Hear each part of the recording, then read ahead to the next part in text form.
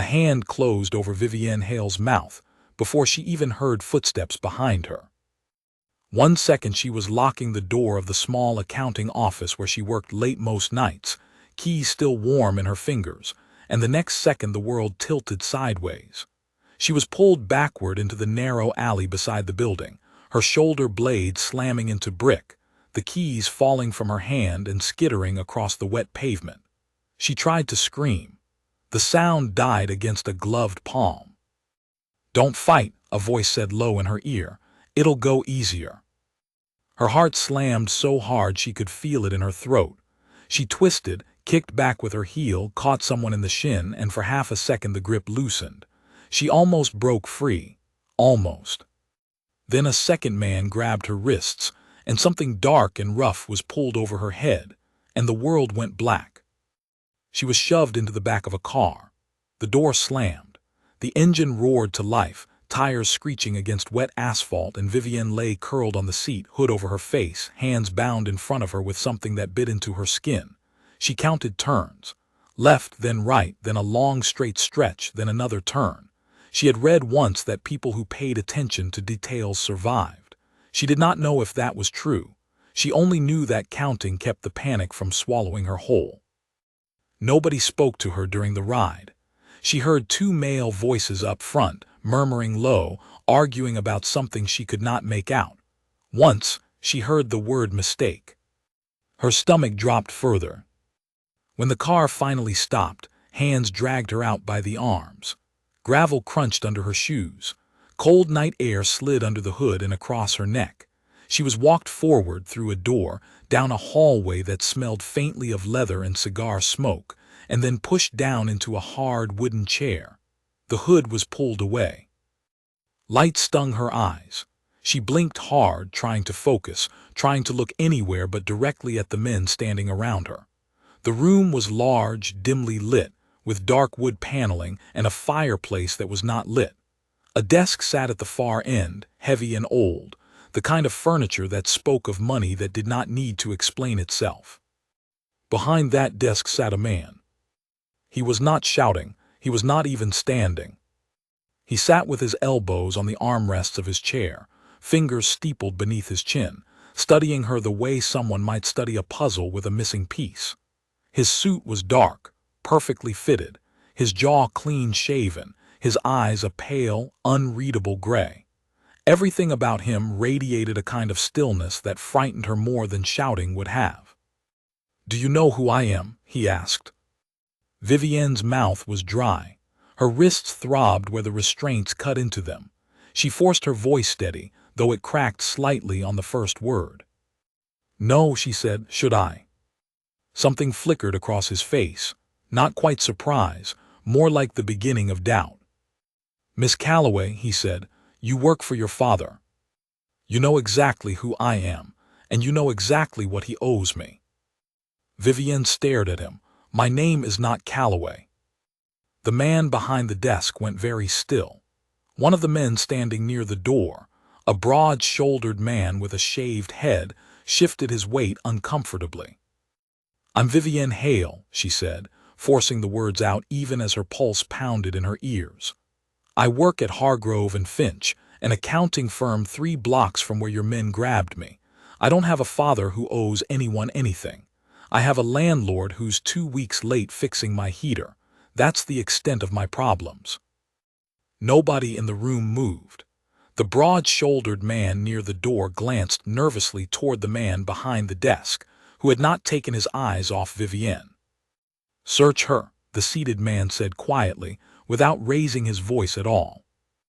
Rough hands went through the small bag she'd been carrying, the one that had somehow stayed looped over her shoulder through the entire ordeal. They pulled out her wallet, tossed it onto the desk. The man behind the desk opened it slowly, deliberately, and studied the driver's license inside. Vivienne Hale. The address matched a modest apartment building on the east side of the city, nowhere near the neighborhoods where men like Ivy Calloway's family lived. He looked at the photograph, then up at her face, then back down at the license again, as if willing it to say something different.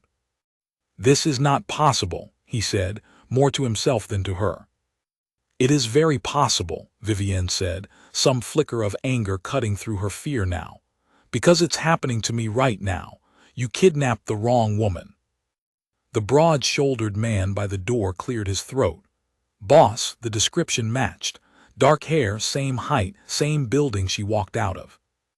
The building, the man behind the desk repeated slowly.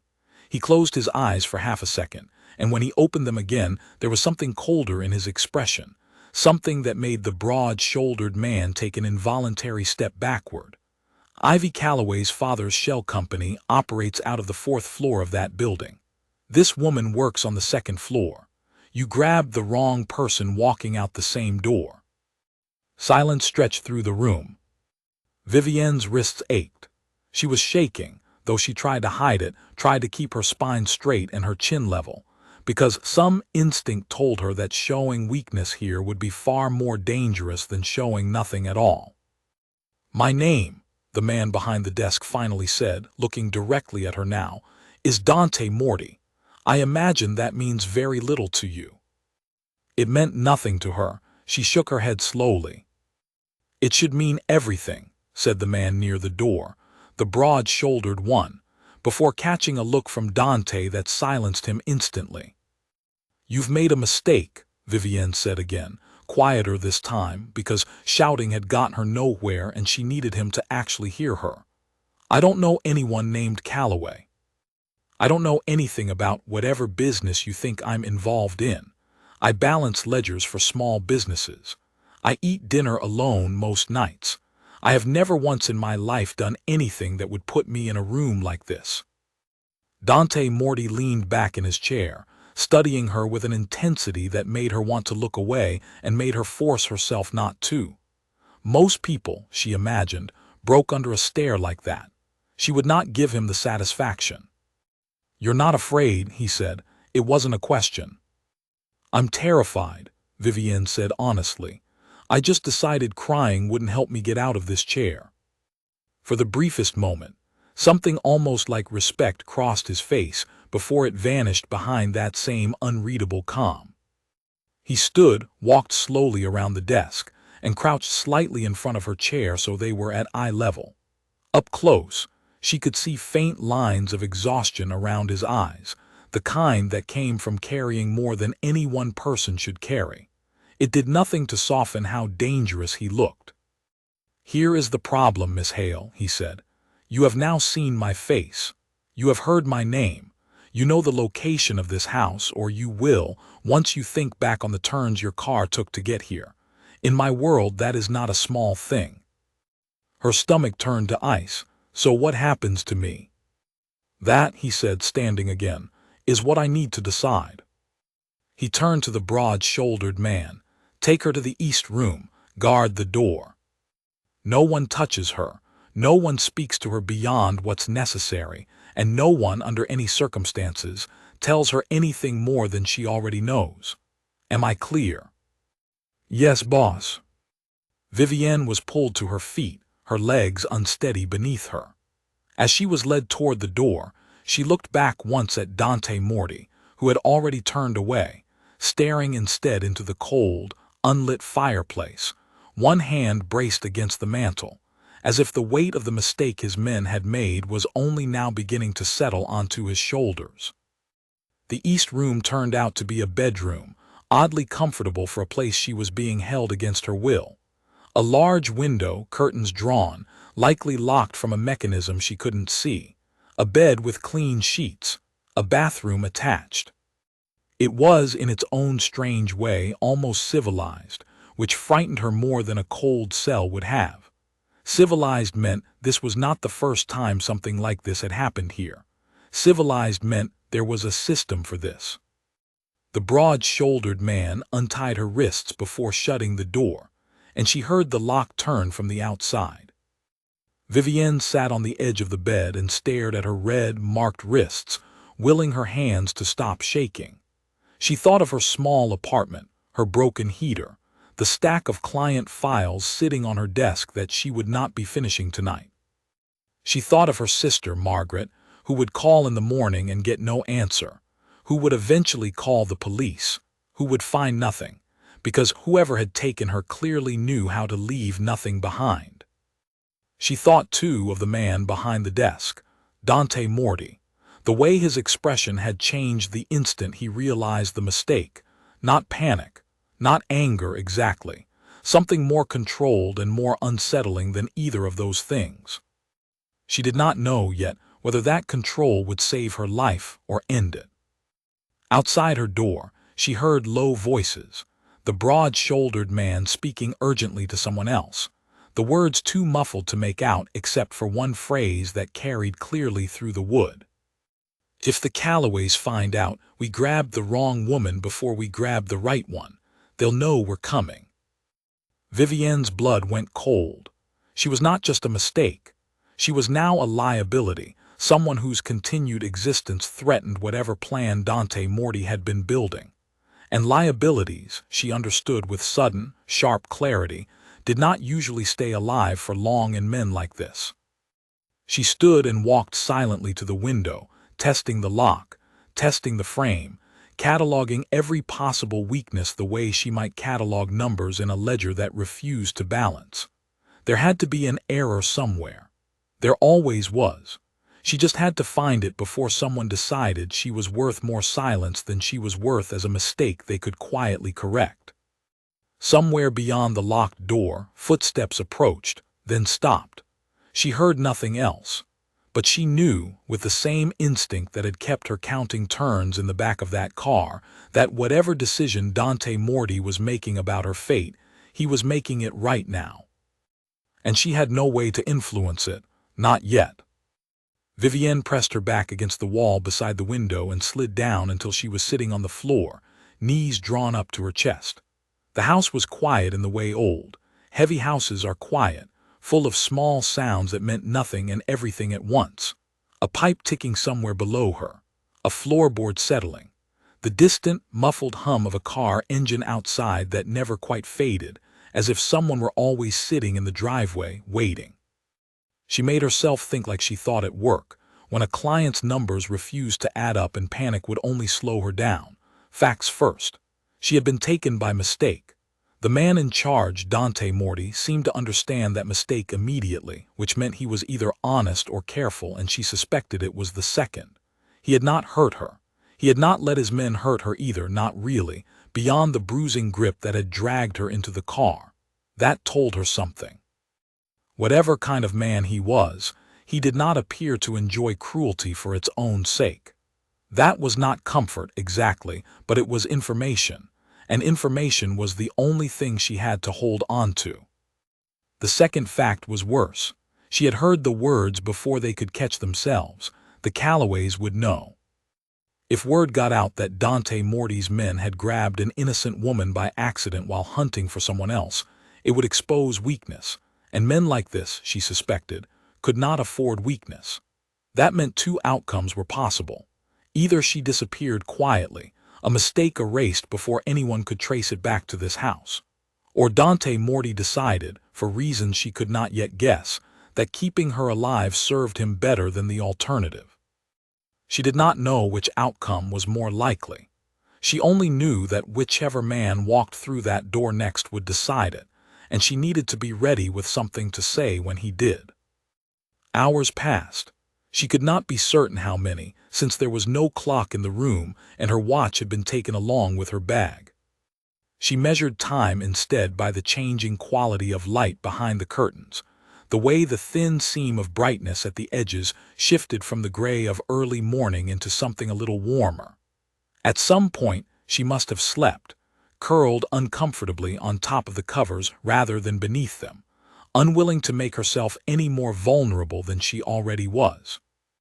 She woke to the sound of the lock turning. It was not Dante Morty. It was a young woman, maybe close to Vivienne's own age, carrying a tray with a plate of toast, a cup of coffee, and a glass of water. She had dark hair pulled back tightly and wore a plain gray dress, and she did not meet Vivienne's eyes as she set the tray down on the small table by the window. "Please," Vivienne said, her voice hoarse from disuse. "Can you tell me anything? Where I am? What's going to happen?" The young woman's eyes flicked toward the door, then back to the tray. Eat something, she said quietly. You'll want your strength. It was not an answer, but the way she said it, low and almost kind, told Vivienne more than words might have. Whatever was coming, this woman believed Vivienne would need to be strong for it. That was not nothing. "What's your name?" Vivienne asked. The young woman hesitated at the door. "Delphine," she said finally, and then she was gone, the lock clicking shut behind her once more. Vivienne ate slowly, forcing the toast down despite her stomach twisting itself into knots. She drank the coffee because the caffeine, she reasoned, might sharpen whatever clarity of mind she had left. She thought about Delphine's face, the careful way she had avoided looking directly at her, as though eye contact itself might be dangerous. It was the look, Vivienne realized, of someone who had learned exactly how much of herself she was allowed to show in this house, and who had decided long ago not to show any more than that. It was nearly evening by the time the door opened again, and this time it was Dante Morty himself who stood in the frame, alone, no guards flanking him. He looked, if anything, more tired than he had the night before, though his suit was as immaculate as ever, dark gray now instead of black, his collar open at the throat in a way that made him seem, for one unguarded moment, almost human. "Miss Hale," he said, "walk with me." It was not a request, not exactly, but it was not the flat command it might have been the night before either. Vivienne stood, her legs stiff from sitting on the floor for so long, and followed him out into the hallway. Two guards trailed a careful distance behind, close enough to intervene, far enough to allow the illusion of privacy. "Where are we walking to?" Vivienne asked. "Nowhere in particular," Dante said. "I find it easier to think clearly when I'm not sitting still. You strike me as someone who thinks clearly under pressure. I wanted to see if that impression held." "Is this a test?" "Everything is a test, Miss Hale. The only question is whether you know you're being tested." They walked down a long corridor lined with old paintings, landscapes mostly, and a few portraits of stern-faced men in old-fashioned clothing that Vivienne assumed were ancestors of some kind, though she did not ask. The house, she was beginning to understand, was not simply a place where dangerous men conducted dangerous business.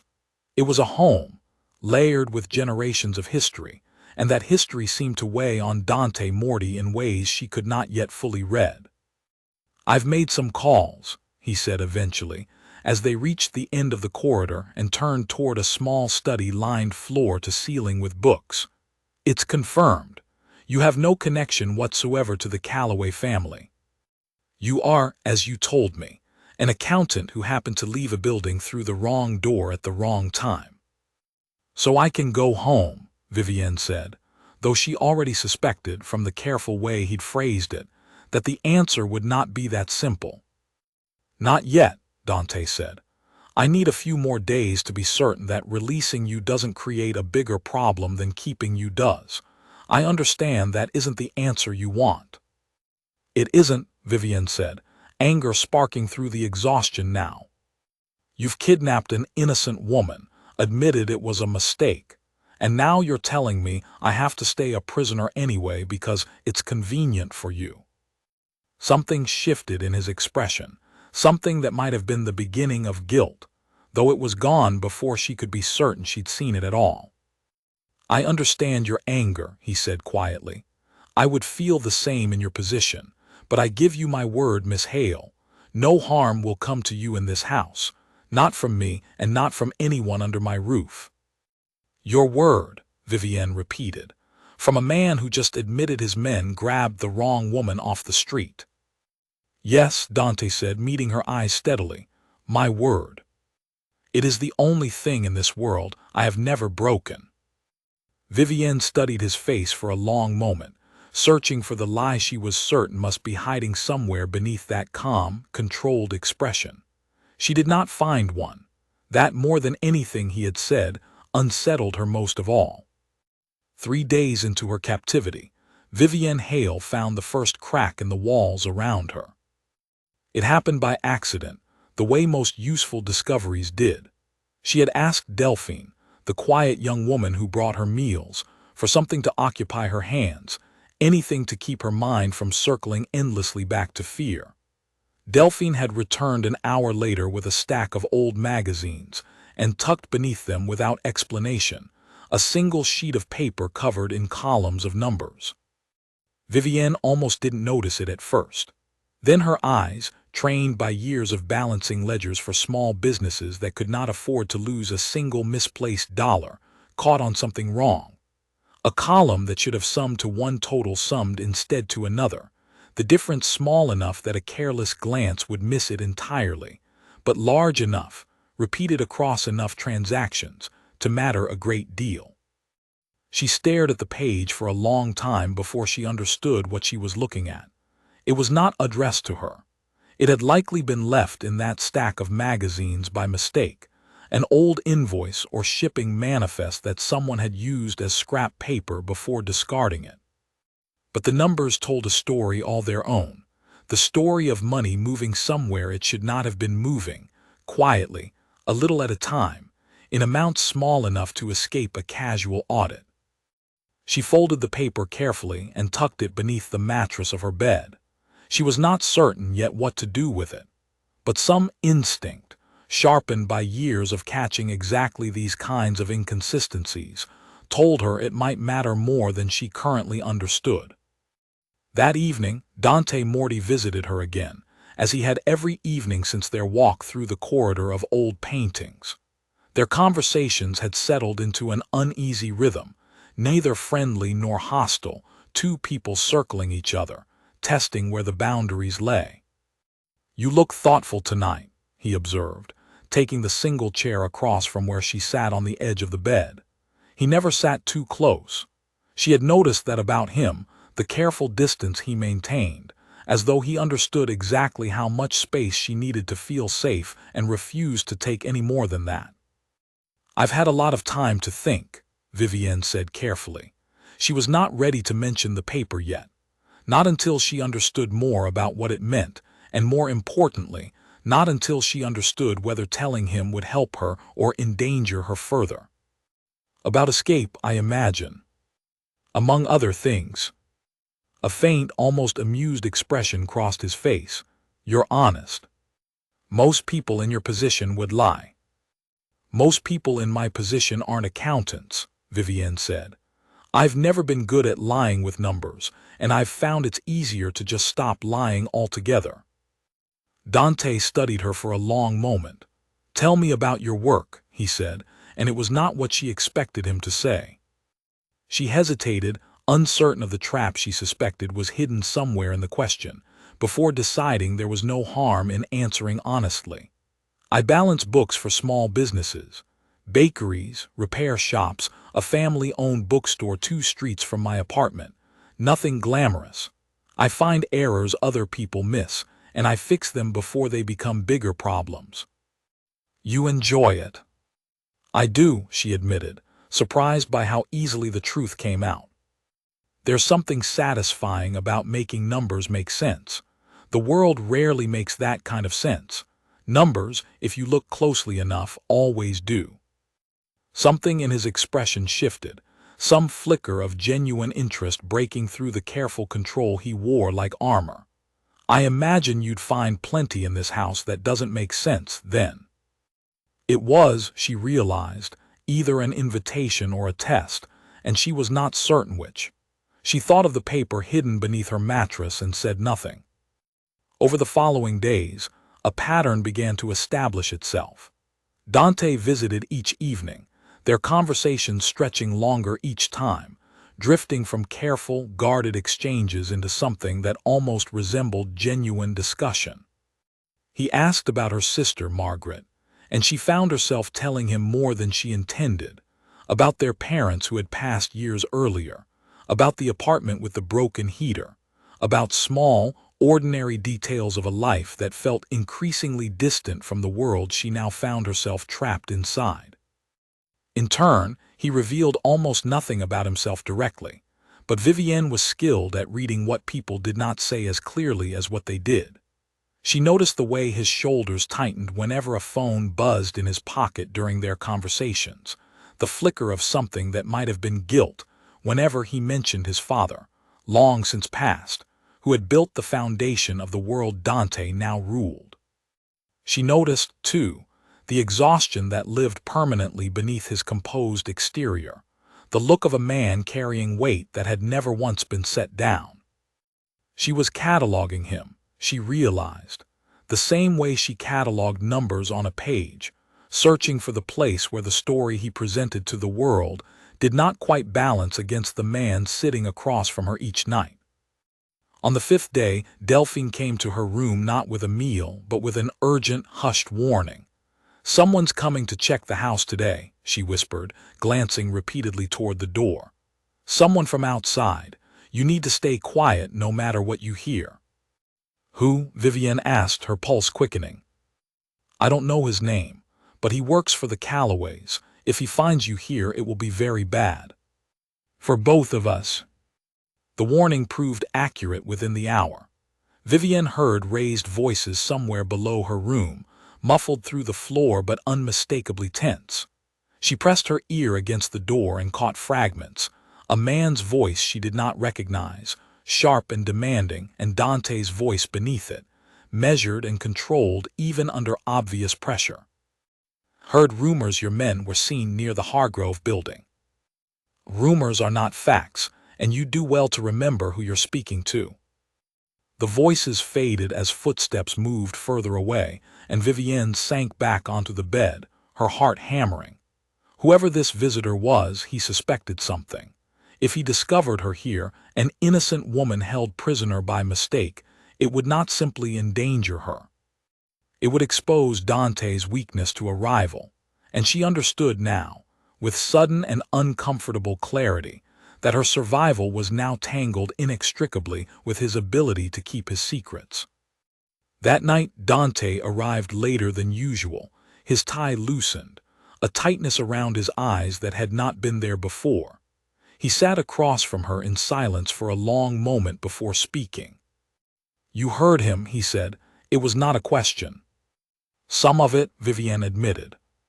"The Callaways suspect something happened near your building.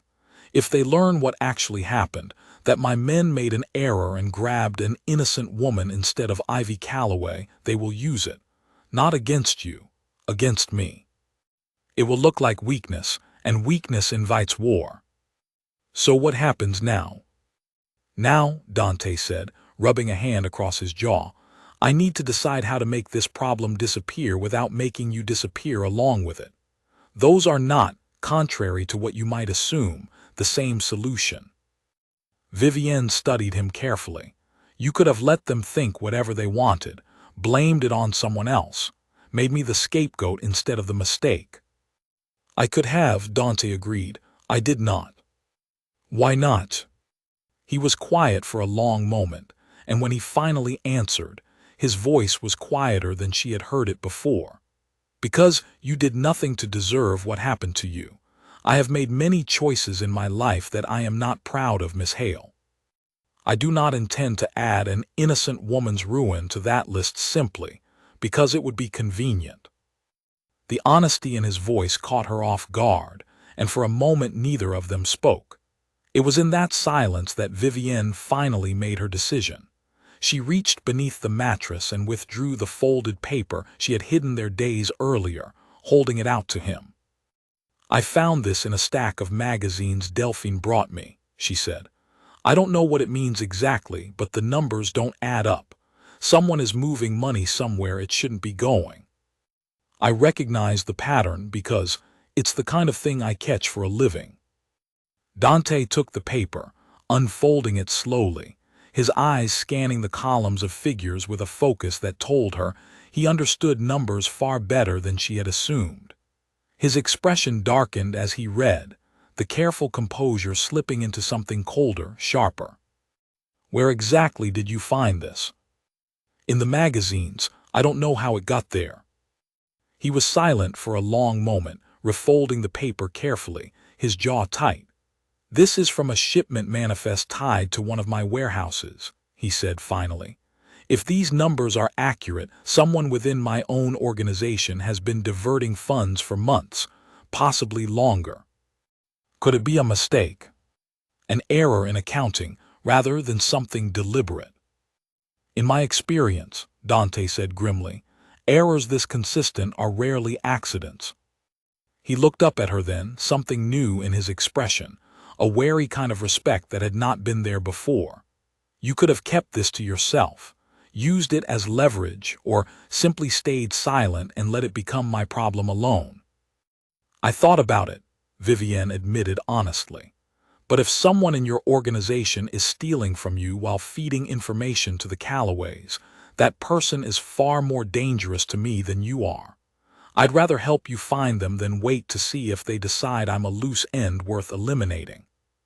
Something shifted in the room between them, a subtle but undeniable change in the balance of things. She was no longer simply a prisoner waiting for a decision to be made about her fate. She had become, whether either of them fully intended it, a piece of the puzzle Dante Morty now needed to solve. "Thank you," he said quietly, and the words sounded unfamiliar in his mouth, as though gratitude was not an emotion he expressed often, or to many people. "I will look into this carefully. In the meantime, I need you to trust me a little longer." Vivienne looked at him, at the tired lines around his eyes, at the paper now folded carefully into his jacket pocket, and felt something complicated stir inside her. Gratitude tangled together with fear, distrust tangled together with something dangerously close to hope. "I don't have much choice," she said. "But I'll trust you a little further than I did yesterday." It would have to be enough, for now, for both of them. After Dante left that night, Vivienne lay awake for a long time, staring at the ceiling, replaying the conversation over and over in her mind. She had crossed a line. She understood that clearly now. Before tonight she had been a mistake, a problem to be managed and eventually resolved. Now she was something else entirely, a woman who had handed a dangerous man a piece of information that could change the shape of his entire organization. There was no undoing that choice. She could only hope she had judged him correctly. She thought about Delphine, too, and the paper that had somehow found its way into that stack of magazines. Had it been an accident, as Delphine claimed, or had someone left it there deliberately, knowing exactly what Vivienne would recognize the moment she saw it? She did not yet know Delphine well enough to guess at her motives, but something about the timing nagged at her, a loose thread she could not stop pulling at even as exhaustion finally dragged her toward sleep. The next morning brought a change in the rhythm of the house, where before the guards outside her door had seemed almost bored, shifting their weight and murmuring quietly to each other through long, uneventful hours. Now there was a new tension running through the entire building. She heard footsteps moving quickly through the hallways, doors opening and closing at odd hours, voices pitched low and urgent behind closed doors.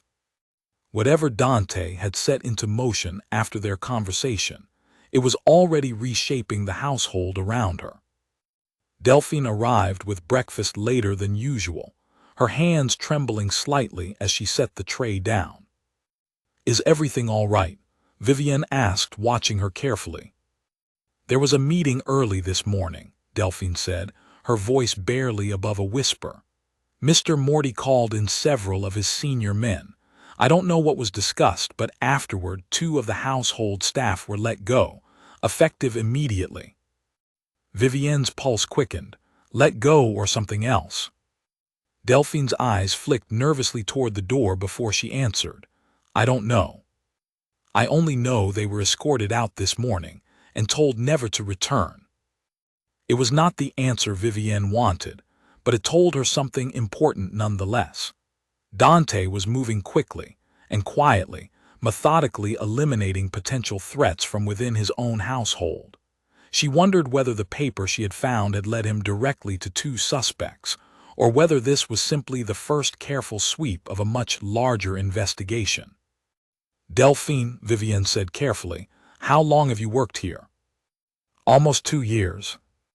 "Do you trust him, Mr. Morty?" Delphine considered the question for a long moment, her expression unreadable. "He is fair," she said finally. "Fairer than most men in his position would be. He does not raise his voice. He does not threaten without reason. But fair is not the same as safe, Miss Hale. You should remember that. The warning settled uncomfortably in Vivienne's chest as Delphine left the room. Fair was not the same as safe. She turned the words over in her mind throughout the long, quiet hours of the morning and found she could not entirely disagree.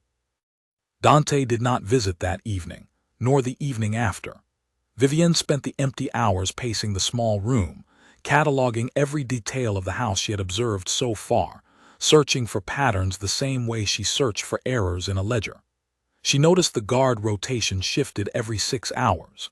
She noticed that the window in her room, though locked, had a frame slightly warped with age, a weakness she filed away without yet knowing whether she would ever have use for it. She noticed, too, that she was thinking less about escape with each passing day, and more about what might be happening elsewhere in the house, whether Dante was safe, whether the person who had been diverting funds and feeding information to the Callaways had already been identified. She hated how much that realization unsettled her. She had not come here to care about the safety of the man who had ordered her taken from the street outside her office, and yet here she was, lying awake at night, wondering. On the third evening of his absence, Dante finally returned, looking more exhausted than she had yet seen him. There was a fresh cut along his knuckles, small but unmistakable, and dark shadows beneath his eyes that spoke of days without proper sleep. "You look like you've been through something," Vivienne said carefully, gesturing toward his hand. "A disagreement," he said simply, sitting across from her in the chair he always chose. "It's handled." "Handled how?" He looked at her for a long moment, something guarded in his expression. "You don't want the details, Miss Hale." She considered pushing further, then decided against it. There were some doors, she suspected, that once opened could not be closed again, and she was not entirely certain she wanted to see what lay behind that particular one. "The information you gave me was accurate," Dante said instead, changing the subject with obvious deliberateness. "2 members of my household staff had been altering shipment records for nearly 6 months, siphoning funds through a series of false invoices. Small amounts individually, large enough collectively to matter." "Were they working for the Callaways?" "One of them was," Dante said, his jaw tightening. "The other was simply greedy, taking advantage of the confusion the first one created to skim a little for himself. Neither will be a problem going forward." Something in the way he said it made Vivienne not want to ask exactly what that meant. Instead, she asked, "Does this change anything? About me, I mean. About when I can go home?" Dante was quiet for a long moment, studying her with an expression she could not quite read. "The immediate threat from the Callaways has been reduced," he said finally, "but not eliminated. I still need to be certain that releasing you doesn't lead them back to this house, or to me. So I'm still a prisoner." "You are still someone I am trying to protect," Dante corrected quietly, "even if I understand why that distinction feels meaningless to you right now." Vivienne looked at him for a long moment, at the exhaustion etched into every line of his face, at the careful way he chose his words even now, and felt the last of her carefully maintained anger begin, despite everything, to soften into something far more complicated. "Thank you," she said finally, "for telling me the truth instead of another convenient lie."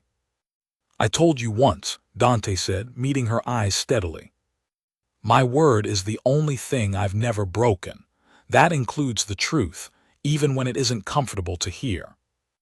Outside, somewhere beyond the locked window, the sound of a car pulling away into the night broke the silence between them, and neither of them spoke again for a long while, both of them sitting instead with the strange, uneasy trust that had somehow grown between captor and captive in the space of a single difficult week. The scream came from somewhere below her window, sharp and sudden, and Vivienne was on her feet before she even realized she had moved. It was well past midnight, nearly 2 weeks since she had been taken from the street outside her office, and she had grown accustomed enough to the rhythms of the house that the sound was instantly, jarringly wrong. She pressed herself against the wall beside the window, heart pounding, and strained to hear more. Voices rose below, sharp and urgent, footsteps pounding through hallways, a door slamming somewhere with enough force to rattle the frame of her own room. She heard Dante's voice, unmistakable even distorted through walls and distance, shouting orders in a tone she had never heard him use before, stripped entirely of the careful control that usually governed every word he spoke. Her door burst open moments later. It was not Delphine. It was one of the guards, a man she recognized only vaguely, his face pale, a gun visible at his hip in a way it had never been visible before. "Come with me," he said, "now." "What's happening?" "No time, move." She did not argue. She followed him out into a hallway thrown into chaos, staff members rushing past with white, frightened faces, someone shouting for towels, another voice calling for a car to be brought around front immediately. She was pulled down a back staircase she had never seen before, through a narrow passage that smelled of dust and old stone, and into a small room lined with shelves of preserved food and bottled water, clearly meant as some kind of shelter. Dante was already there, along with two other men she recognized as part of his inner circle. His shirt was torn at the shoulder, a dark stain spreading slowly across the white fabric, and for one terrifying moment Vivienne thought the blood was his own before she saw the way he moved, quick and controlled despite the obvious pain, and understood it was not. "What happened?" she demanded, unable to stop herself. "An attack," Dante said tersely, not looking at her, his focus entirely on the men around him. "The Callaways, they found out about the mistake with you after all. Someone talked." Vivienne's stomach dropped. "Delphine." "No," Dante said, glancing at her briefly, something almost gentle in his expression despite the chaos surrounding them. "Delphine had nothing to do with this. One of the men I let go weeks ago. He was more valuable to them than I realized." The room shook slightly with a distant, muffled sound that might have been an explosion, might have been something else entirely, and Vivienne felt her whole body go cold. She had read about violence like this, had seen it in headlines and news reports, had never once imagined she would find herself hiding from it in a stone room beneath a house she had been dragged into by mistake. "Is anyone else hurt?" she asked, her voice smaller than she intended. "Two of my men," Dante said grimly. "Not fatally. The attackers underestimated how prepared we were." "Prepared how?" He looked at her then fully, something complicated passing behind his eyes. "Because of what you gave me, Miss Hale. The information about the diverted funds led us to the informant faster than the Callaways expected. We knew they might retaliate once we cut off their source inside my organization. We were ready because you gave me the warning I needed." The weight of that settled heavily onto her shoulders. She had wanted to help him find a traitor. She had not fully understood that doing so might provoke exactly this kind of violence in return. Over the following hour, the chaos above them slowly quieted. Dante left the small stone room twice, returning each time with fewer traces of blood, though the tension never left his shoulders. When he finally sat down across from her, his composure had returned, though it was thinner now, more fragile than she had seen it before. "It's over for tonight," he said. "The attackers retreated once they realized we were prepared. We lost no one. That's more than I can say for what might have happened." "They came here because of me," Vivienne said quietly. "Because keeping me alive made you a target." "They came here," Dante corrected, "because they are afraid of losing power and fear makes men reckless. None of this is your doing, Miss Hale. I need you to understand that clearly." She wanted to believe him. Some part of her, the careful, cautious part that had kept her counting turns in the back of a car weeks earlier, still hesitated. But another part of her, one that had grown steadily over the quiet evenings they had spent talking, found she believed him without having to force herself to. What happens now? She asked. Now, Dante said, rubbing a hand tiredly across his face, I need to finish what tonight started. The Callaways will not stop simply because their first attempt failed. I need to end this permanently, not just manage it. End it how? He was quiet for a long moment before answering. There are only two ways conflicts like this end, Miss Hale. Either one side destroys the other entirely, which invites years of retaliation and bloodshed neither family can afford. Or a settlement is reached, one strong enough that neither side has reason to break it. And which do you want? I have spent my entire life inheriting my father's war, Dante said, and for the first time since she had met him, real weariness bled openly into his voice. I would very much like to be the one who ends it, instead of the one who continues it. Something in his voice, in the rare honesty of the admission, caught at her chest in a way she had not expected. She thought of the man she had first seen behind that heavy desk, cold and controlled and utterly unreadable, and compared him to the man sitting across from her now, shoulders bowed slightly under the weight of a legacy he had never asked to carry. I believe you, she said quietly, for whatever that's worth. It's worth a great deal, Dante said, meeting her eyes. More than you know. They sat together in that small stone room for a long while after that, neither speaking, the silence between them no longer strained but something closer to companionable, two people who had survived something frightening together and found, in the aftermath, an understanding neither had expected. It was nearly dawn by the time Dante finally led her back up to her room. The hallways bore signs of the night's violence, a shattered vase here, a scorch mark along one wall there, staff moving quietly to clean away the evidence before the household fully woke. At her door, he paused, and for a moment neither of them moved to say good night. I need to ask you something, Vivienne said, and I need you to answer honestly. Ask. If ending this war means using me somehow, as leverage, or as part of whatever settlement you're planning, I need to know now. I've trusted you as far as I can without knowing the full picture. Dante studied her for a long moment, and when he spoke, his voice was quiet and certain. I would never use you as a bargaining piece in this, Miss Hale. Whatever settlement I reach with the Callaways will not involve your name, your safety, or your freedom being traded for anything. That I promise you without condition. Why should I believe that promise more than any other? Because, Dante said, something raw and unguarded finally slipping through the careful walls he kept around himself. Somewhere over these past 2 weeks, you stopped being a mistake I needed to manage and became someone I am no longer willing to lose. I don't fully understand how that happened, but I know it did.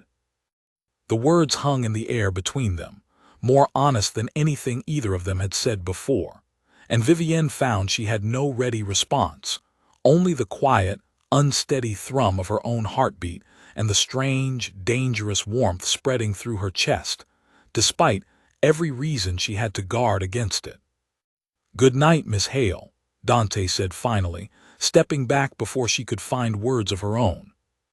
Good night, she managed, and watched him disappear down the hallway, the first pale light of dawn beginning to creep in through the tall windows lining the corridor, illuminating a house still recovering from violence, and a fragile, uncertain trust that had somehow survived it.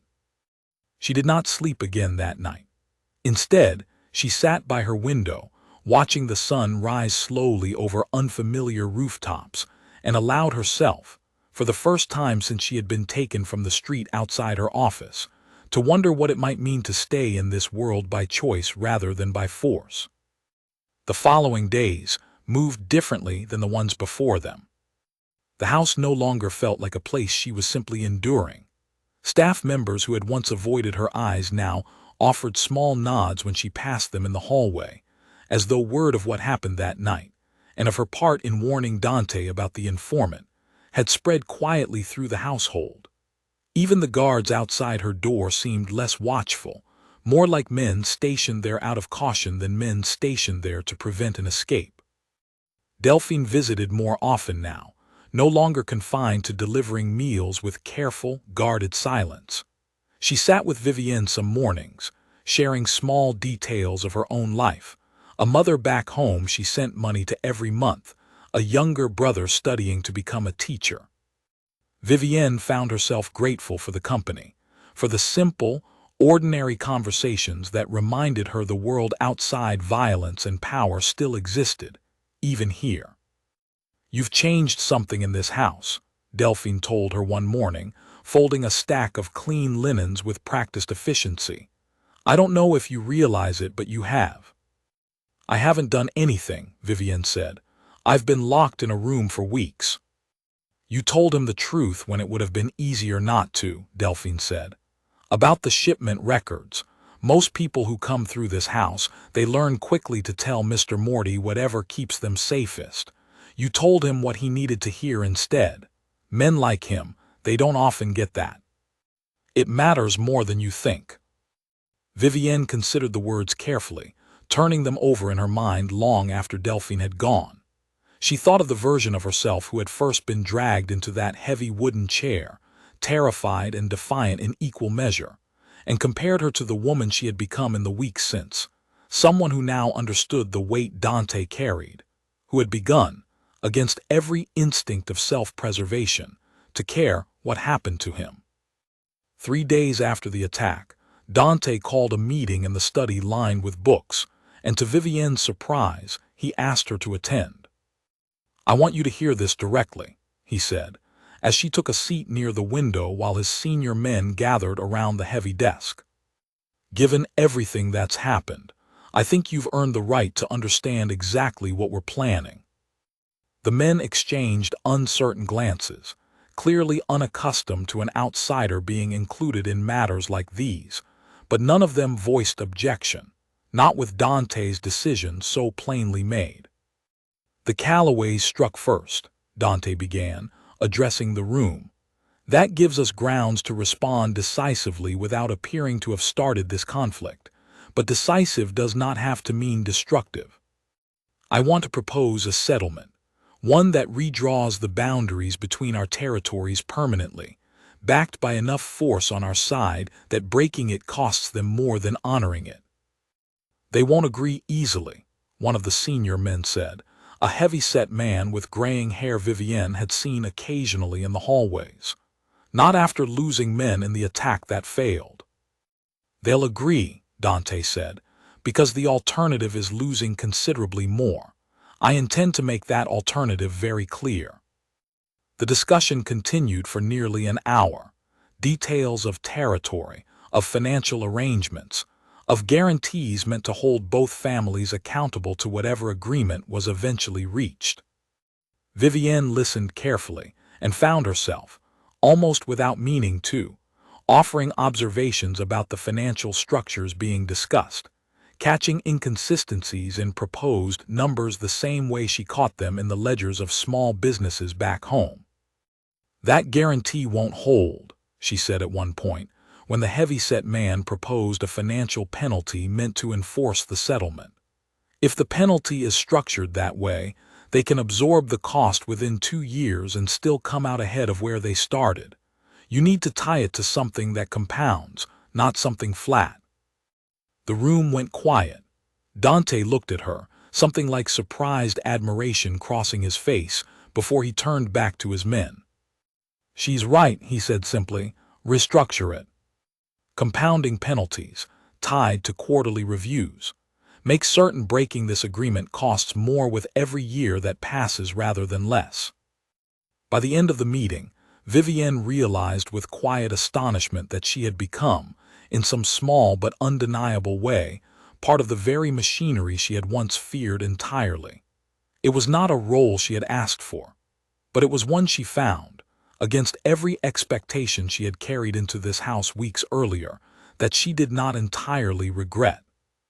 That evening, Dante found her afterward in the corridor outside the study, the others already dispersed to carry out the tasks the meeting had assigned them.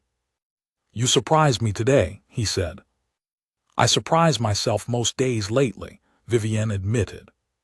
None of this is what I imagined my life would look like a month ago. Do you regret it? He asked, and there was something careful in the question, something that told her the answer mattered to him more than he wanted to admit. Vivienne considered the question honestly before answering. I regret how it started, she said. I don't think I'll ever stop having nightmares about that alley, about the hood over my face in the car, but I don't regret where it's led me, not entirely, not anymore.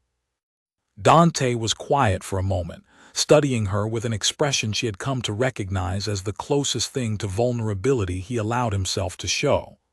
I never intended for any of this to happen, he said.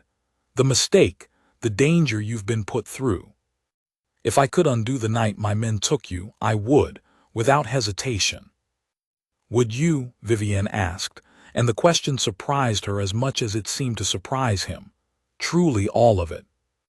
He considered the question with more care than she expected, his eyes searching hers as though the answer mattered a great deal more than a simple yes or no could capture. I would undo the fear, he said finally. I would undo the fact that you were dragged from your life without any say in the matter, that you spent that first night believing you might not survive it. That I would erase without a second thought, if I had the power to. But not the rest, Vivienne said quietly, understanding settling over her slowly. No, Dante admitted, not the rest. I find I am not sorry for the woman who sat across from me that first night and refused to break. I am not sorry for the conversation since, or for whatever this has become between us. I only wish it had begun differently, so that you never had to carry the fear alongside it. Vivienne felt something tighten in her chest, equal parts warmth and old, lingering caution. She had spent weeks reminding herself of exactly who this man was, of the world he ruled, and the violence that world required of him. And yet standing here now, in a quiet corridor lit by the fading gold of late afternoon light, she found it harder than ever to hold that caution at arm's length. I should go rest, she said finally, though some part of her did not want to move at all. Tomorrow will bring more numbers to argue about, I imagine. A faint, genuine smile crossed his face, rare enough that it changed his entire expression. I imagine it will. Good night, Vivienne.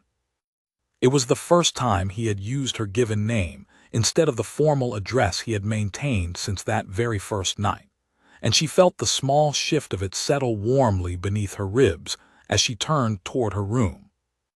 Good night, Dante, she answered, testing the sound of his name in return, and left him standing alone in the corridor, watching her go with an expression she did not turn back to see, though she carried the warmth of the moment with her long after her door had closed behind her. But then we wouldn't be standing here, Vivienne said quietly, having this conversation. No, Dante agreed, we wouldn't. Neither of them said anything more directly, but the silence between them carried a weight neither seemed inclined to break, an acknowledgement of something growing steadily between two people who had begun this story as captor and captive, and had somehow, improbably, become something else entirely. The settlement negotiations would take time, Dante had told her, likely weeks before both families reached terms neither could easily break. But for the first time since she had been taken from the street outside her office, Vivienne found herself less afraid of what those weeks might bring, and more curious, cautiously, carefully curious, about what might come after them. The bullet shattered the window inches from Vivienne's head, before she even registered the sound of the gunshot that fired it. She dropped to the floor on instinct, glass raining down around her ears ringing with a sharp, high whine that drowned out everything else for several terrifying seconds. She had been standing by the window of the study, reviewing financial documents Dante had asked her to look over, an ordinary task that had become almost routine over the past 2 weeks of tense, careful negotiations with the Calloway family. There was nothing routine about this.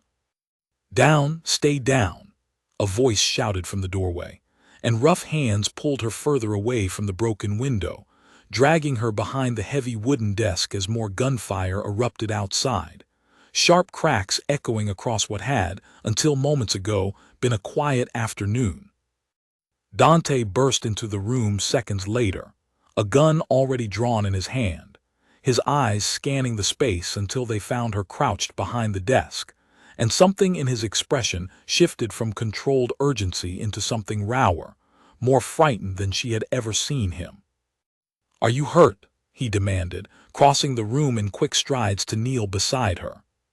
"No," Vivienne managed, though her hands were shaking violently, small cuts stinging along her forearm where glass had caught her skin. "I'm fine. What's happening?" "They're here," Dante said grimly. The Callaways decided negotiation wasn't worth their patience after all. The gunfire outside intensified briefly before tapering into shouted commands, the sound of vehicles, chaos that Vivienne could not fully interpret from her position on the floor. Dante pulled her to her feet, keeping his body angled between her and the shattered window, and guided her quickly toward the same hidden passage that had sheltered them during the first attack weeks earlier. This time the stone room felt smaller, more claustrophobic, packed now with more of Dante's men than before, all of them tense, weapons drawn, waiting for word from outside. Vivienne sat pressed against the cold wall, her arms wrapped around her knees, trying to steady her breathing while Dante paced near the door, speaking in low, urgent tones with the heavy-set man she now knew as Salvatore, his most trusted lieutenant. "They came prepared this time," Salvatore was saying. "More men than the first attempt. This wasn't a warning. This was meant to end things." "Casualties?" Dante asked. "2 of ours wounded, none critically. We don't yet know their numbers." Dante's jaw tightened, and for the first time since Vivienne had met him, she saw something close to real fear cross his features, quickly suppressed but unmistakable all the same. "The negotiations were a distraction," he said quietly, more to himself than to Salvatore. "They never intended to honor a settlement. They were buying time to plan this instead."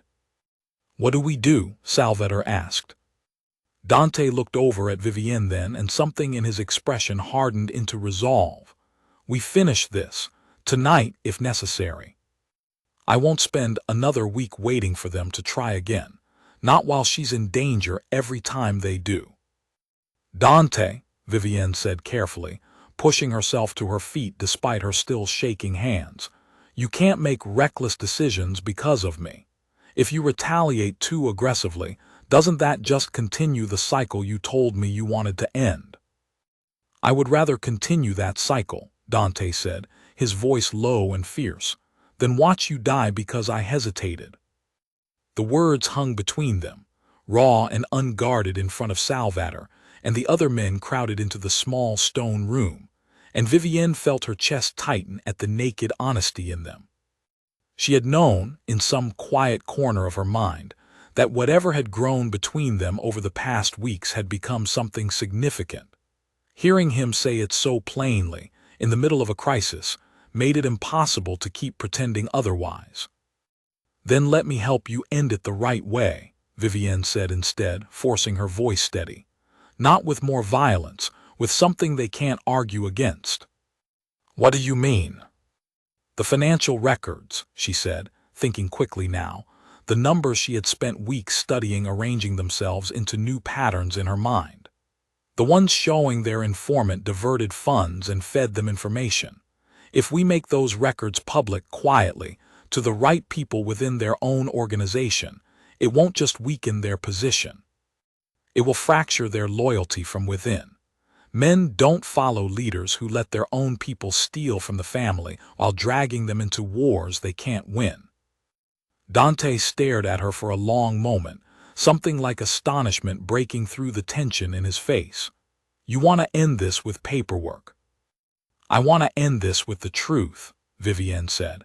"You told me once that your word was the only thing you'd never broken. Let the truth be the thing that breaks them instead of more bullets." Salvatore looked between them, clearly skeptical, but Dante's expression had shifted into something thoughtful, calculating in a way that suggested he was already turning her suggestion over, testing its edges for weaknesses the way she might test a column of figures. "It's risky," he said finally. "If it doesn't work, we'll have shown our hand without gaining an advantage." "It's less risky than another shootout," Vivienne pointed out. "And it gives you something a gun never will. It makes you look controlled, strategic, exactly the kind of leader other families would rather negotiate with than fight." A long silence stretched through the stone room before Dante finally nodded, slowly, decisively. "Salvatore, get me contact with Ezra Calloway's second-in-command. Discreetly. I want this handled by morning." The rest of the night passed in tense, careful preparation. Vivienne worked alongside Dante at a makeshift table set up in the stone room, organizing the financial records into a clear, undeniable narrative, the kind of evidence that could not be argued away or dismissed as fabrication. It was strange, she thought, working so closely beside him under such dangerous circumstances, and yet finding a kind of calm in the familiar rhythm of numbers and patterns, something steady to hold onto while chaos churned somewhere above them. "You're remarkable, you know," Dante said quietly at one point, watching her cross-reference figures with quick, practiced precision. "Most people panic under pressure like this. You seem to become more focused." "It's easier to focus on numbers than on being afraid," Vivienne admitted. "Numbers don't shoot at you." A faint, tired smile crossed his face. "No, I suppose they don't." They worked through the early hours of the morning, and by the time pale light began filtering weakly into the stone room through a narrow, high-set window, the documents were ready, organized, and undeniable, the kind of evidence that would do exactly what Vivienne had promised. Salvatore returned near dawn with word that contact had been made, that Ezra Calloway's second-in-command, a man reportedly growing weary of his family's increasingly reckless decisions, had agreed to a quiet meeting. "He's cautious," Salvatore reported, "but interested. He wants proof before he commits to anything." "He'll have it," Dante said, gesturing toward the neatly organized documents Vivienne had spent the night compiling. As the household slowly stirred awake around them, the immediate danger having passed with the fading night, Dante finally allowed himself a moment of stillness, sitting heavily in a chair near the stone room's entrance, exhaustion evident in every line of his body. "Thank you," he said quietly, looking at Vivienne, "for thinking clearly when I couldn't." "You would have found another way," Vivienne said. "I just offered one that didn't involve more people getting hurt." "Perhaps," Dante said, "but I'm not certain I would have found it as quickly or as well without you." He reached out then, hesitantly, and took her hand in his, the gesture careful, almost tentative, so unlike the controlled certainty she had come to associate with him. Vivienne did not pull away. Instead, she let her fingers curl gently around his, exhaustion and fear and something warmer, something she no longer had the strength or the desire to deny, settling quietly between them in the fading dark of the stone room. "Whatever happens next," Dante said softly, "I need you to know that I am no longer willing to let this end with you walking away untouched by everything we've built here. If that frightens you, I understand. But I won't pretend otherwise any longer." Vivienne looked at him, at the exhaustion and vulnerability so plainly written across his face, and felt the last of her careful defenses finally give way entirely. "It doesn't frighten me," she said quietly, "not anymore." Outside, the sun continued rising over a house that had survived another night of violence, carrying with it the fragile, uncertain promise of a morning that might, if Ezra Calloway's second-in-command proved as reasonable as Salvatore believed, finally bring this dangerous chapter of both their lives closer to its end. The meeting was arranged for 2 days later, at a neutral location neither family controlled, a private room above a quiet restaurant on the edge of the city that had apparently hosted similar delicate discussions for decades. Vivienne was not permitted to attend, a decision Dante made firmly despite her objections. "It's too dangerous," he told her the morning of the meeting, straightening his jacket in front of the mirror while she watched from the doorway. If anything goes wrong, I need you somewhere secure, not in the same room as men who still don't know exactly who you are to me." "And who exactly am I to you?" Vivienne asked, unable to resist the question despite the tension of the morning. Dante turned to look at her, something soft breaking through the careful composure he was visibly working to maintain. "Someone I intend to keep safe, whatever it costs me," he said simply. "We can discuss the rest once this is finished." She let the answer settle, unsatisfying as it was, and spent the hours of his absence pacing the study, unable to focus on anything, her mind cycling endlessly through every way the meeting could go wrong. Delphine sat with her for part of the afternoon, offering quiet company rather than empty reassurances, understanding perhaps better than anyone else in the house exactly how heavily the waiting weighed.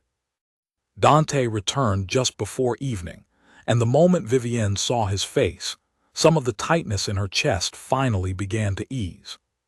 He looked tired, but there was something lighter in his posture, something that had not been there in weeks.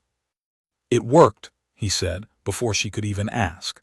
"Ezra Calloway's second in command, a man named Frederick Lowe, reviewed the documents personally. He confirmed what we suspected, that the attacks were being pushed by a faction within the Calloway organization eager for war regardless of what it cost the family. Lowe wants control back. The evidence you compiled gives him exactly the leverage he needs to take it." "So the attacks stop?" "They stop," Dante confirmed. "Lowe has agreed to move against the faction responsible within his own ranks quietly, before it spirals further out of control. In exchange, we've agreed to territorial terms that favor stability over dominance for both families. No more posturing, no more tests of strength."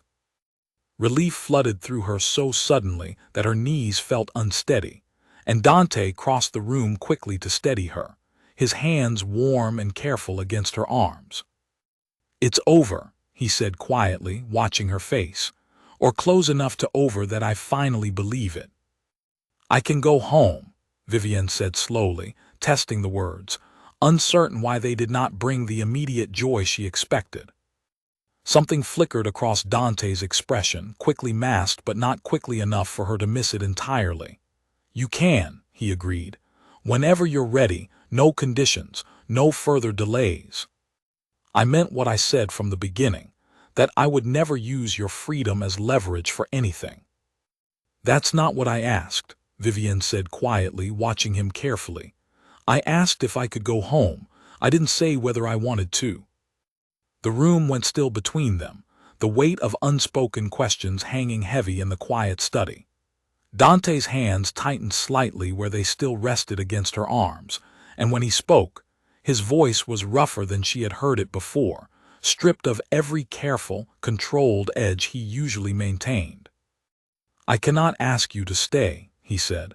"Not honestly. Not knowing everything this world has already cost you, and everything it could still cost you if you remain part of it. That would be selfish of me, Vivienne, and I have tried very hard these past weeks not to be selfish where you're concerned." "And if I chose to stay anyway?" she asked. "Not because you asked me to, but because I wanted to." Dante searched her face for a long, uncertain moment, as though searching for any sign that the question was born of exhaustion or fear rather than genuine conviction. Whatever he found there seemed to satisfy him, because the tension in his shoulders finally, visibly eased. "Then I would consider myself the luckiest man to have ever made a terrible mistake," he said softly, and the words carried enough warmth, enough vulnerable honesty, that Vivienne felt something inside her chest settle fully into place for the first time since the night she had been dragged from the street outside her office. She did not answer immediately with words.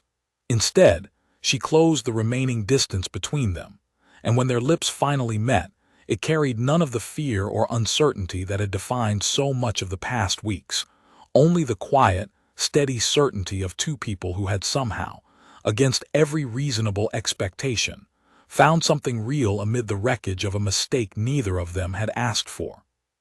But even as she allowed herself that fragile, hopeful moment, A small, cautious part of her mind remained alert, aware that peace this newly won could still prove fragile, that Frederick Lowe's control over his own faction was not yet guaranteed, and that somewhere beyond the walls of this house, forces neither of them fully understood might still be moving against everything they had just begun to build.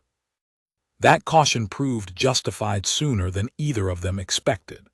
Late that same night, as the household finally began settling into something resembling normal rhythm for the first time in weeks, Salvatore appeared at the study door, his expression grim enough that Vivienne felt her earlier relief curdle instantly into fresh worry. "What is it?" Dante asked, straightening immediately. "Word from one of our contacts near the Calloway compound," Salvatore said. "Lowe moved against the faction responsible for the attacks, as promised, but the leader of that faction, a man named Corwin Blake, escaped the purge. He's gone underground, and our contact believes he still has men loyal to him scattered throughout the city." "How many men?" "Uncertain. Enough to be dangerous, not enough to challenge the settlement outright. Our contact thinks he'll go for something smaller, something personal, meant to hurt Lowe's credibility and yours at the same time." Dante's jaw tightened, and Vivienne watched the brief warmth that had softened his features moments earlier harden back into the careful, controlled expression she had first met weeks ago. "Increase security around the house. Double the guard on the eastern approach, and find out everything you can about where Blake might be hiding." "Already in motion," Salvatore said, and disappeared back down the hallway to carry out the orders. Dante turned back to Vivienne, apology written plainly across his face. "I'm sorry. I wanted tonight to feel like an ending." "It still can," Vivienne said, though her pulse had quickened at the mention of a man still loose and still dangerous, still angry enough to want to hurt them both. "It's just not finished yet. That's all right. We handle what's left the same way we've handled everything else so far." Dante studied her for a long moment, something like renewed wonder crossing his face. As though he still could not quite believe, she remained steady in the face of continued danger, rather than retreating from it. "Most people would have asked to leave the moment they heard a name like Corwin Blake," he said quietly. "You're asking how we handle him instead." "I told you once," Vivienne said, echoing words she had spoken weeks earlier in a very different, far more frightened version of herself. "I decided crying wouldn't get me out of this. It still won't. So we plan instead." Dante reached for her hand again, threading his fingers through hers with a certainty that steadied something in her chest despite the fresh danger now hanging over them. "Then we plan," he agreed. "Together, this time, rather than me trying to manage it alone." It was a small shift in language, together rather than alone, but Vivienne understood exactly how significant it was coming from a man who had spent his entire adult life carrying every burden of his world, without once setting it down for anyone else to share.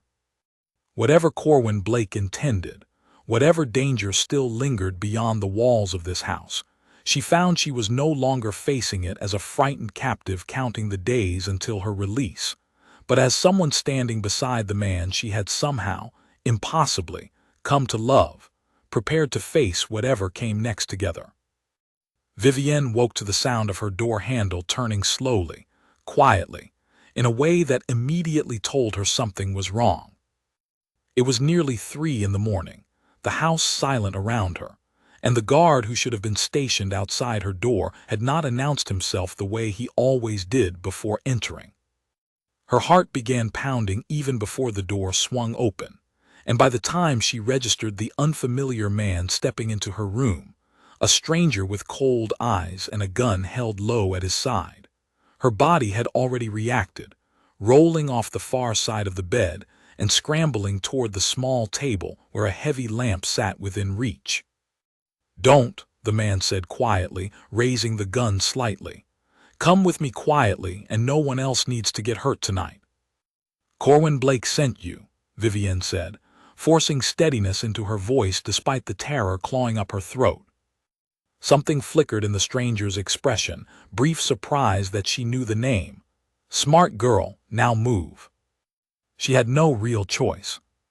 She allowed herself to be led out of the room, past a guard slumped unconscious against the wall outside her door, blood trickling from a wound at his temple that made her stomach twist violently.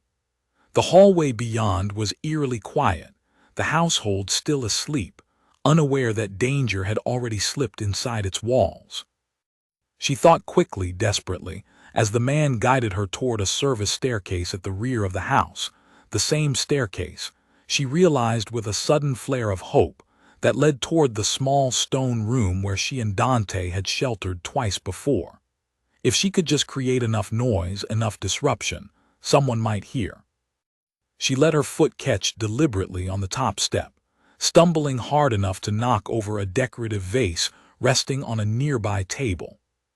It shattered loudly against the stone floor, the sound echoing through the quiet house like a gunshot of its own. "Quiet," the man hissed, grabbing her arm roughly. But the damage was done. Somewhere below, she heard a door open, footsteps moving quickly, and her captor cursed under his breath, dragging her faster now toward a side exit rather than continuing down the main staircase. They burst out into the cold night air just as shouting erupted behind them inside the house. The man shoved her toward a waiting car parked at the edge of the property, and Vivienne fought back with everything she had, twisting against his grip, clawing at his arm, refusing to make this easy for him even as fear threatened to overwhelm every rational thought. "Vivienne." Dante's voice cut through the chaos, raw with a fear she had never heard from him before, and she turned just in time to see him sprinting across the dark lawn, Salvatore and two other men close behind him, all of them armed. Her captor spun, gun rising toward the approaching men, and Vivienne did the only thing she could think to do. She threw her full weight against his arm just as he fired, sending the shot wild into the darkness above their heads instead of toward the men racing toward them. The man cursed and struck her hard across the face, pain exploding bright and sudden as she stumbled backward onto the cold grass. But the distraction had been enough.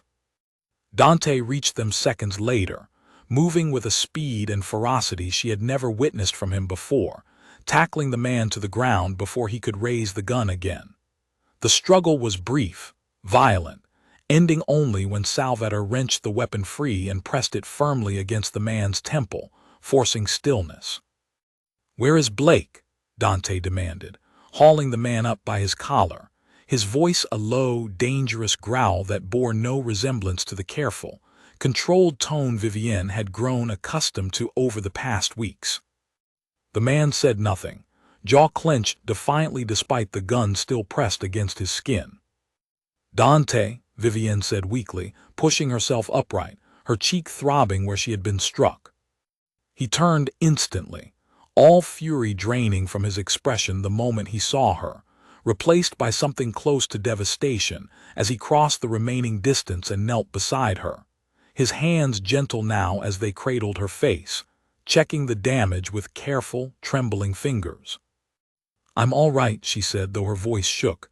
"He didn't get far, I made sure of that." "You could have been killed," Dante said, something raw and broken in his voice. "If I hadn't heard the vase, if you hadn't fought." "But I did," Vivienne said firmly, reaching up to steady his hands with her own. "I'm here, we're both here." Salvatore's voice interrupted the moment, urgent and clipped.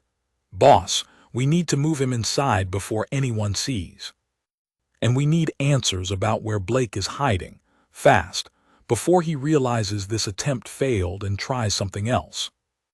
Dante helped Vivienne to her feet, one arm remaining protectively around her even as his attention shifted back toward the captured man, his expression hardening once more into something cold and purposeful. "Take him to the study," Dante ordered. "I'll deal with him myself." What followed inside the house happened quickly, and Vivienne, still shaken and cradling her throbbing cheek, was grateful Dante did not ask her to witness it directly. She sat instead in the kitchen with Delphine, who arrived within minutes of the commotion, pressing a cold cloth gently against the bruise forming along Vivienne's face, while the household slowly stirred, fully awake around them. Staff and guards moving with urgent, practiced efficiency to secure every entrance and window. It was nearly an hour later when Dante finally emerged from the study, his expression grim but resolved. "We know where Blake is hiding," he told Salvator, who had been waiting anxiously near the doorway. "A warehouse near the docks, one his family used years ago before it was decommissioned. He thinks it's forgotten. He's wrong. You want to move on him tonight." Now Dante confirmed. "Before he learns his man failed and disappears somewhere we can't find him again." Vivienne stood, ignoring the ache still radiating through her jaw. "Let me come." "Absolutely not," Dante said immediately, turning to face her fully. "You've been through enough tonight." "I'm not asking to be in the middle of it," Vivienne said. "But I want to be nearby. I can't sit in this house not knowing what's happening, not after everything else." Dante studied her for a long moment, torn clearly between his instinct to protect her and his growing understanding that she was not a woman who would be satisfied waiting passively in the dark for news. Finally, he nodded, though reluctantly. "You stay in the car, with Salvator's second guarding you directly. No closer than that." "I need your word." "You have it," Vivienne said. The drive to the warehouse district passed in tense silence, the city sliding past dark and empty in the deep hours before dawn. When they finally arrived, Dante left her in the car as promised, flanked by an armed guard, while he moved with Salvator and a dozen other men toward the looming shadow of the old warehouse ahead.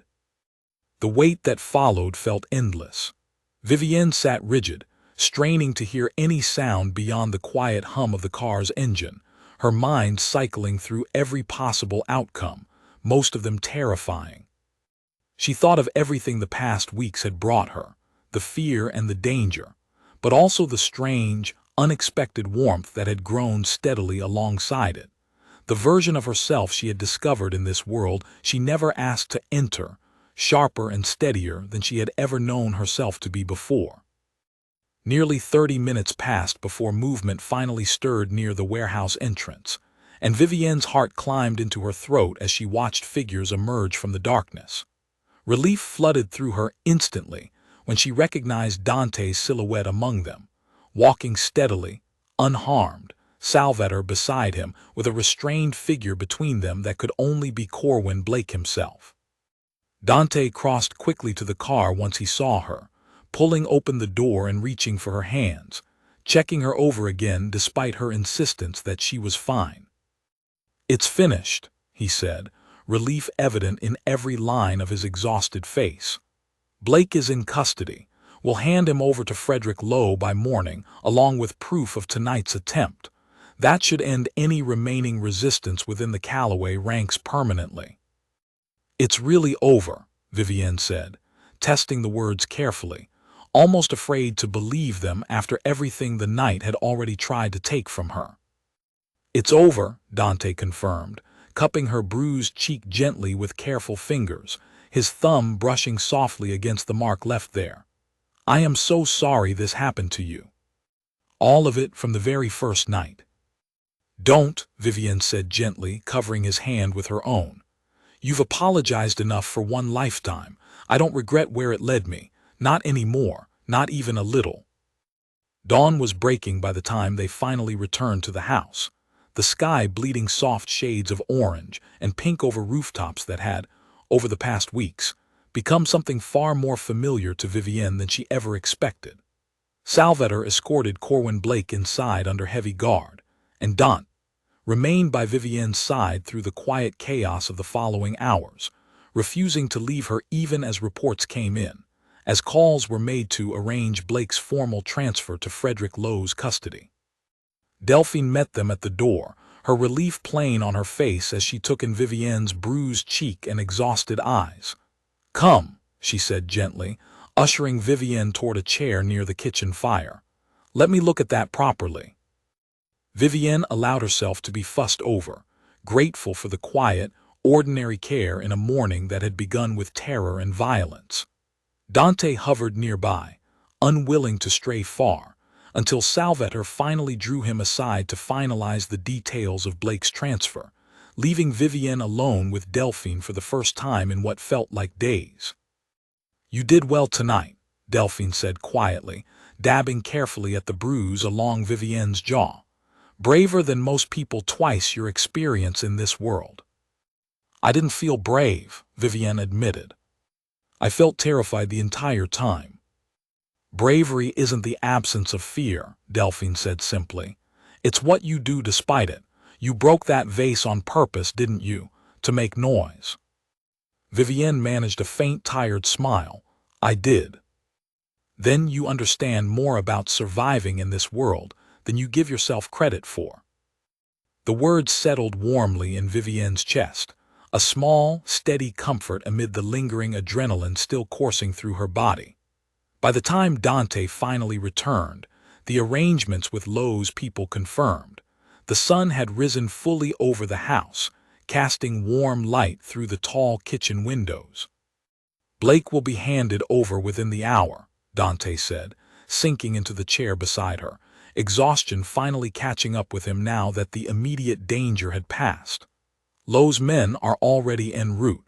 Once this transfer is complete, I don't believe there will be anyone left willing to challenge the settlement." "And after that?" Vivienne asked quietly. Dante turned to look at her, something searching in his gaze. "After that, I would like very much to stop measuring my life by threats and settlements and enemies waiting in warehouses. I would like, for the first time in longer than I can properly remember, to simply live. If you'll still have me, after everything this world has already put you through." Vivienne reached for his hand, threading her fingers through his the way she had done countless times over the past weeks, though this time the gesture carried none of the uncertainty it once had. "I told you already," she said softly. "I don't regret where this led me. I meant that. All of it, including whatever comes next." They sat together in the warm morning light for a long while after that, saying little, simply existing quietly in the fragile peace they had both fought so hard to reach. While beyond the walls of the house, the machinery of transfer and settlement carried on without them, carrying Corwin Blake away toward whatever consequences awaited him, and carrying with it, finally, the last real threat to the life they were only just beginning to build together. In the weeks that followed, peace settled properly over the fragile territory between the two families, for the first time in longer than anyone could easily remember. Frederick Lowe solidified his control over the Callaway organization, grateful enough for Dante's cooperation in exposing Blake's betrayal that the settlement between both families held firm, backed now by mutual respect rather than simple fear. Vivienne did eventually return to her small apartment, though not in the way she once imagined she would during those first terrified nights of captivity. She returned to collect her belongings, to formally resign from the position at Hargrove and Finch, with a story about a sudden family emergency that satisfied her former employer easily enough, and to say a proper, tearful goodbye to her sister Margaret, who took considerably more convincing before finally, cautiously, accepting the new life Vivienne had chosen. She moved permanently into the house that had once been her prison, though it no longer felt anything like one. Dante had, in the months following the settlement, begun restructuring significant portions of his organization based on exactly the kind of careful, transparent financial oversight Vivienne had first stumbled into by accident weeks earlier. Under her guidance, the loose accounting practices that had once allowed a trader to divert funds undetected for months were replaced with rigorous, structured systems, the kind that made theft and betrayal far harder to hide. "You've turned my entire operation into something that looks disturbingly like an accounting firm," Dante told her one evening, only half joking, as they reviewed updated financial reports together in the same study where their story had first, unknowingly, begun to change. "Consider it your legacy," Vivienne said, smiling as she set the report aside. "Something your father never gave you, an empire that runs on transparency instead of fear." Dante reached across the desk and took her hand, the same careful, certain gesture that had become as familiar to her now as her own heartbeat. "None of it would exist without the woman my men were never supposed to take," he said softly. "The wrong woman, who turned out to be exactly the right one." Vivienne laughed softly, leaning into him, the fear of that first terrifying night finally, fully replaced by something steady and warm and entirely her own choosing. "I suppose your men owe me a great deal then," she said, "for fixing every mistake they nearly made." "They do," Dante agreed, pressing a gentle kiss to her forehead. "And so do I, more than I could ever properly repay." Outside the study window, the city stretched quietly beneath a calm evening sky. The war that had once threatened to consume everything now settled into a fragile, hard-won peace, built not on violence or fear, but on the quiet, unshakable courage of a woman who had refused, from the very first terrified moment in that hard wooden chair, to let anyone decide her fate for her without a fight. And within the walls of the house that had once held her captive, Vivienne Hale finally, completely, found the one thing she had never expected to discover in a place that began as her prison. She found a home. Months later, on a quiet evening when the house was calm and the past year's danger had faded into something closer to memory than immediate threat, Margaret finally visited for the first time since Vivienne had made her choice. She stood in the entrance hall, taking in the grand old house with wide, uncertain eyes, before turning to study her sister carefully. "You look happy," Margaret said finally, something like relief breaking through her lingering wariness. "I wasn't sure I'd ever say that after everything you told me." "I am happy," Vivienne said, and found she meant it completely, without hesitation or doubt. "It didn't start that way. But it is now." Dante joined them a moment later, offering Margaret a warmth and courtesy that visibly surprised her, patient and unhurried as he answered every careful, probing question she asked about the life her sister had chosen. By the end of the evening, Margaret's wariness had softened into something more like cautious acceptance, and Vivienne watched the two people she loved most in the world find, however tentatively, a common footing between them. Later that night, after Margaret had gone and the house had settled into its familiar quiet, Vivienne stood once more by the study window, looking out over the same grounds where she had once fought desperately against a stranger dragging her toward a waiting car. The memory no longer carried the same sharp terror it once had. It had become instead simply the beginning of a story she never could have predicted, one that had led her, through fear and danger and unexpected trust, to exactly where she was meant to be. Dante came to stand beside her, slipping an arm around her waist, and together they watched the last light fade slowly over the grounds below, two people who had begun as captor and captive, and had built, from that unlikely beginning, something neither violence nor mistake nor fear had ever managed to break.